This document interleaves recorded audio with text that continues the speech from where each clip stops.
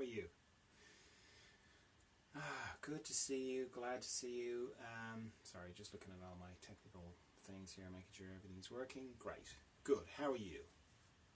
Are you good? You well? I hope you are. It's alright if you're not, but I hope you are. Alright, time for a bit of meditation.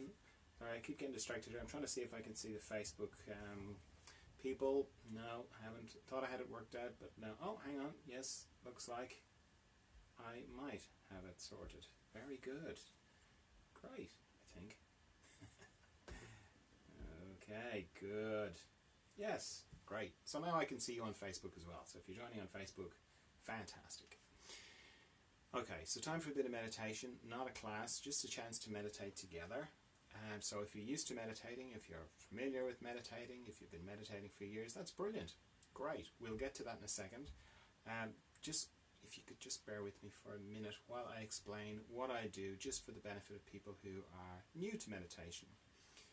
Because people watch the video afterwards and people ask me what do you actually do. So for all the talk there is about meditation and everything that's written about it, it's still, people are not sure what's actually involved. Okay, so there's lots of different styles of meditation. This is just what I do. And I've been doing it for years and it's great. For me anyway, it starts with why I would meditate. What's the reason for why I would do this? And I'm trying to connect with the part of me that I connect to every night. I just do it unconsciously. It's the bit after, it's when I'm asleep, but it's the bit after dreaming. So I'm dreaming and then I drop out the bottom of dreaming into deep dreamless sleep. And when I'm there, I've got no thoughts, I've got no memory, I don't register myself, my existence. I don't register myself in the way that I normally do. I don't experience myself in that way. I mean, I don't experience myself at all. I've got nothing, no body, no country, no stories. It sounds terrible, it sounds like death. And yet I love going to sleep. So, and when I wake up in the morning, I feel refreshed. So some part of me knows it's a good place that I go to. And that's the place I want to connect with when I'm meditating.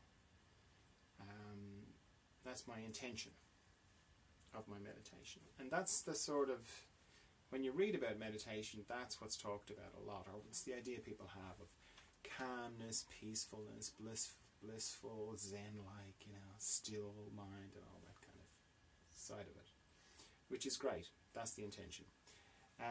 But there's a bit more to it than that, for me anyway. Because, as I say, there's no thoughts there. My mind can't seem to get to that place. In fact, I have to kind of get beyond my mind, or part the curtains of my mind to get there. So,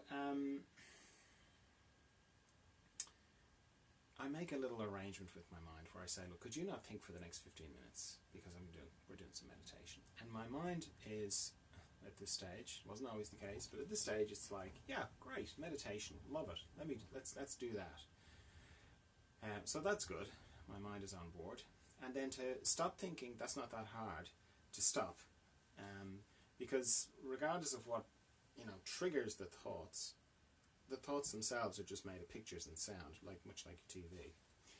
So to stop thinking, I just turn off the pictures and I turn off the sound, and that's it. I'm not thinking. And as soon as I do that, I'm into the practice of meditation, which kind of runs parallel with the my intention of meditation. And the practice of meditation is to continually keep bringing myself back to not thinking. So it kind of goes, I'll turn off the pictures and I'll turn off the sound, so I'm not thinking. Then I'll discover that a little bit of time will pass, I'll discover that I'm thinking, and then I turn off the pictures and I turn off the sound, so I come back to not thinking. And then a little bit of time passes and I discover that I'm thinking again, so I turn off the pictures and I turn off the sound again. And then a little bit more time passes, I discover I'm thinking again, I turn off and so on. Repeatedly bringing myself back to not thinking. And that's sort of where the wheels fall off for a lot of people, because people say things to me like, oh, tried meditation, it's not really my thing, I've got a busy mind, my mind is too busy, you couldn't stop thinking. And that comes from a misconception that to meditate you have to be in this calm, blissful, peaceful, mindful space the whole time for 15 minutes straight, which it's not my experience of it at all. That's my intention But the practice is continually bringing my mind back. So if I had that idea that I should be like completely not thinking for 15 minutes straight, then very quickly I would just start to feel like I was not very good at meditation, because I would, every time I caught myself thinking, I'd be like, oh my god, I'm thinking again. Right? None of which happens for me at this stage, because I'm used to the practice of meditation and I don't add to my thinking by thinking that I should be not thinking, which is what can happen. So anytime you discover that you're thinking, that's fine, just bring yourself back, turn off the pictures, turn off the sound, just keep coming back. And if you, like in this next 15 minutes, I may have to do that 100 times or 200 times, or it doesn't matter, I don't even think about it. Some days it's more, some days it's less. It doesn't make any difference. The power is in turning off the thoughts, turning off the pictures, turning off the sound, stopping thinking, bringing yourself back to not thinking. So if you find yourself thinking a bit, that's fine. That's just the practice of meditation and you're doing great. While all that is going on, I'm also letting go of tension in my body. So when I close my eyes, it's just black and soupy in there. So I need a system. For me, I need a system. So I scan my body from my head down to my feet and back up again, very slowly and gently. And anywhere I find tension, I let it go. And I use my out breath to let it go, because it's just feels quite natural to just breathe it away. And it's also a good way to remember to breathe, because it's surprisingly easy to forget to breathe or to hold to your breath when you're meditating. So using my out breath is a good way to remember to know to breathe, or to bring my attention or my consciousness to my breath. It's good for that.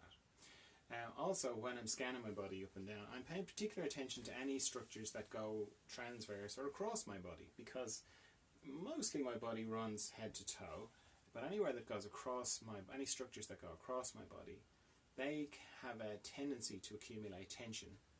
A bit like a log, going across a stream. It just picks up the twigs and the branches and all that kind of thing. It's similarly with structures that go across my body. So I'm checking my eyes particularly. A lot of tension can be in there.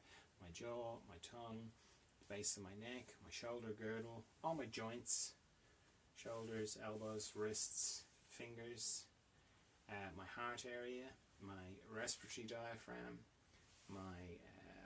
all my intestines, my pelvic floor, my hips, my knees, my ankles, and my toes. So if you're new to meditation, I encourage you to sit up. It's just too hard if you're lying down. Your body, if you lie down with the intention of meditation, your body doesn't know about that. It just goes, I'm lying down, I've got my eyes closed. This is sleep time, isn't it? So you'll either fall asleep, nothing wrong with falling asleep, but the intention is to go to this mysterious, beautiful, possibly eternal place consciously, not unconsciously. Or if you don't fall asleep, you'll battle sleep, which is just as distracting as having a very distracting thing happen beside you, like a radio or something. So yeah, sit up. You don't have to sit in a lotus position or anything like that. I'm just sitting on a chair. Unless you like sitting in a lotus position and you're comfortable, then fire away. A quiet room is very helpful. That way you're not going to be disturbed. But the quiet is the point of the quietness is that one of the things that triggers thoughts is little sounds outside. Even in a quiet room, as soon as you close your eyes, your ears start to hunt for sound, and any little sound can trigger thoughts. So yeah, a quiet room is very helpful in the beginning. I set a timer for how long I'm going to meditate for, because it's just one less thing to think about. I'm trying to help my mind have less things to think about. So I set a timer. I'm going to set my timer for 15 minutes, but if you're new to meditation, I'd encourage you to set it for shorter, because 15 minutes is a long time if you're not used to it. So maybe set yours for 5 minutes and then just repeat that 3 times. Okay, so if there are no questions, let me just check my multi-stream here. Oh, good, great. Okay, so if you do have questions, you can leave them here, or you can leave them in the comments later. I'll do my best to answer them. Okay, off we go into the mystery.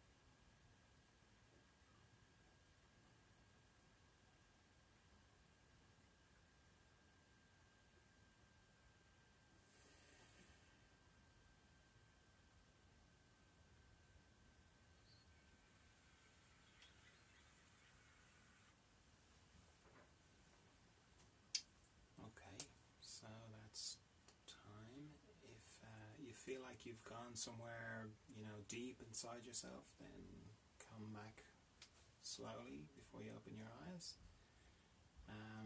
If you don't feel like that, that's fine as well. Just open your eyes when you're ready.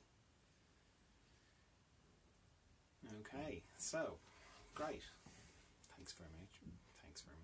Thanks very much for meditating with me, and see you again for some more meditation. All right, bye.